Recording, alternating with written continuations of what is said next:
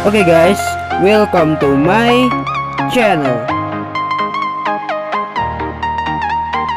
Oke guys, perkenalkan nama saya Aditya Pratama dan kali ini kita akan belajar tentang pergaulan, materi pergaulan, yaitu pergaulan sehat dan pergaulan tidak sehat. Yang pertama, pergaulan sehat terlebih dahulu.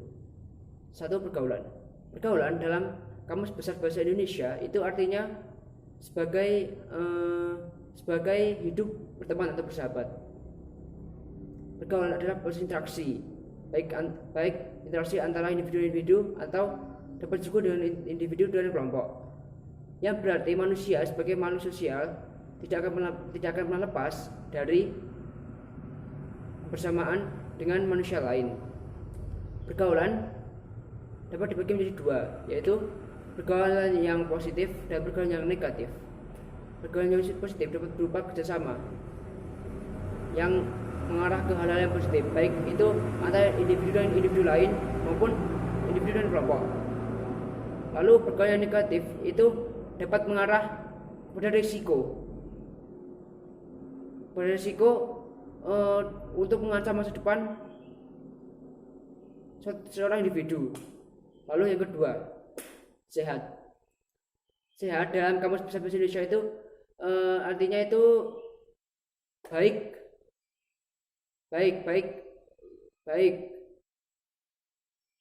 atau gimana ya?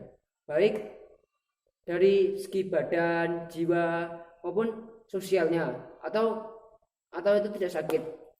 Nah, sehat ini dibagi menurut WHO, sehat dibagi menjadi 4 komponen dasar yang membentuk positive health, yaitu sehat jasmani, sehat mental, sehat spiritual, dan kesejahteraan sosial. Lalu pengertian sehat menurut UU nomor 23 tahun 1992. Sehat artinya suatu keadaan di mana individu itu bisa melakukan kegiatan yang produktif, baik dari segi badan, jiwa maupun sosialnya, secara sosial dan ekonomi.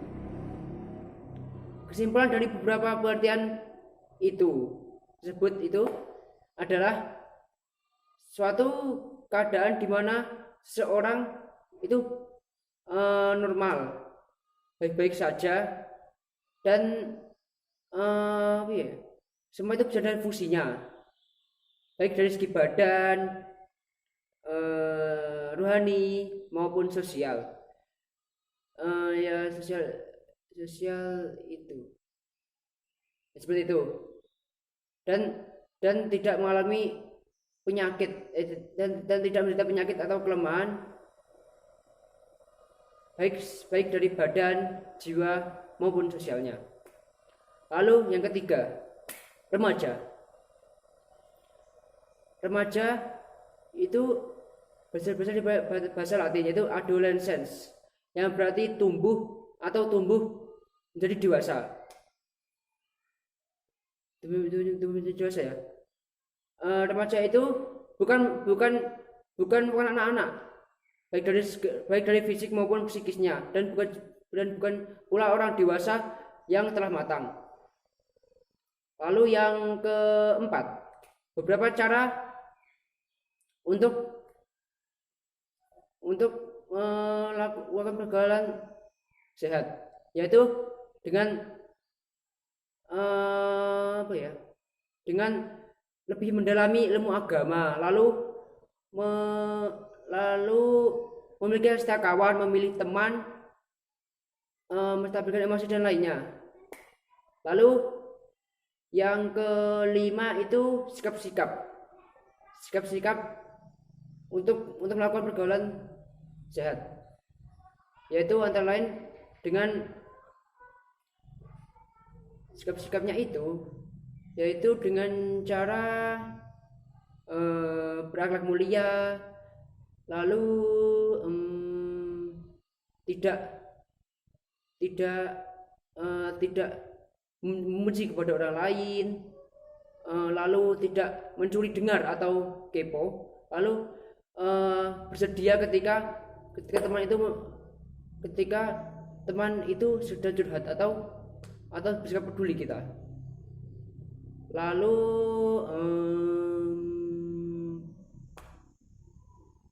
ya itulah pokoknya itu, dan yang lain-lain itu adalah beberapa contohnya. Yang kedua, kita akan belajar tentang pergaulan yang tidak sehat atau pergaulan bebas. Pergaulan satu pengertian, pergaulan bebas atau pergaulan tidak sehat adalah salah satu contoh perilaku yang menyimpang. Jadi pergaulan tidak sehat adalah proses pergaulan orang lain yang kita bergaul itu tanpa adanya ikatan yang mengatur pergaulan. Terus yang kedua, penyebabnya antara lain yaitu agama dan iman. Dua, perubahan zaman. Tiga, senjangan dan empat, kurang kontrol. Lalu yang ketiga itu adalah tanda-tanda. Yang A, tanda-tanda pergaulan sehat itu antara lain pemaaf, terus selalu menolong temannya ketika kesusahan, berakhlak mulia, selalu berkebaikan, lalu menolong temannya yang sedang kesusahan, tidak menyebabkan aib temannya atau saudaranya, dan yang lain-lain. Itu adalah beberapa tanda pergaulan sehat. Lalu yang B ya. Yang B itu tanda-tanda pergaulan tidak sehat. Antaranya yaitu sering emosional, lalu munafik, rasa ingin mencoba merasakan, perubahan pikiran, perubahan lingkungan, perubahan tanggung jawab, perubahan apa lagi ya? Ya itulah. Lalu ya nanti saya akan mencantumkan semuanya di sini. Lalu yang keempat ya, dampak pergaulan tidak sehat. Pergaulan tidak sehat itu memiliki pengaruh yang besar, antara lain satu, pergaulan bebas, dua itu kedekatan obat, tiga, menurunnya derajat kesehatan, empat, meningkatnya kriminalitas, lima, penegakan hubungan keluarga. Yang keenam itu adalah